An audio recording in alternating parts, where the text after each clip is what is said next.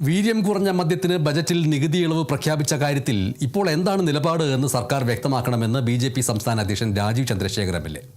കോൺഗ്രസിന് കർണാടകത്തിലെ മദ്യലോബിയുമായി ബന്ധമുണ്ട് എന്ന് രാജീവ് ചന്ദ്രശേഖർ ആരോപിച്ചു.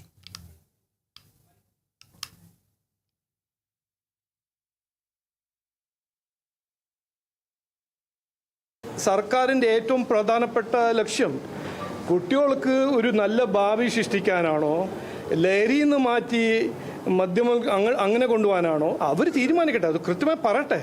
മുഖ്യമന്ത്രി ഒരു കാര്യം പറയുന്നു, ആഭ്യന്തരമന്ത്രി ഒരു കാര്യം പറയുന്നു. എനിക്കൊരു അഭിപ്രായമുണ്ട്, കുട്ടികളെ, നമ്മളെ യൂത്ത്, പുതിയ തലമുറയെ തൂഫാനാക്കി മാറ്റുകയാണ് ഈ സർക്കാർ.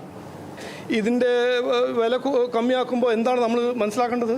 നമ്മൾക്ക് എല്ലാവർക്കും സാമാന്യ ബുദ്ധി ഉണ്ടല്ലോ. എല്ലാ കുട്ടികളും ഇന്ന് ബക്കാടി ബ്രീസർ കുടിക്കണമെന്നാണോ ഒരു മെസ്സേജ്? ലഹരി വിട്ടിട്ട് പറട്ടെ, അത് മുഖ്യമന്ത്രി ക്ലാരിഫൈ ചെയ്യട്ടെ. കോൺഗ്രസ് ചരിത്രത്തിൽ, രാഷ്ട്രീയ ചരിത്രത്തിൽ കോൺഗ്രസും ആൽക്കഹോൾ ലോബിയിൽ തമ്മിൽ ഒരു വലിയ നീണ്ട ഒരു റിലേഷൻഷിപ്പ് ഉണ്ട്. അത് ഇന്നും ഉണ്ട് എന്നാണ് തെളിവാക്കുന്നത്.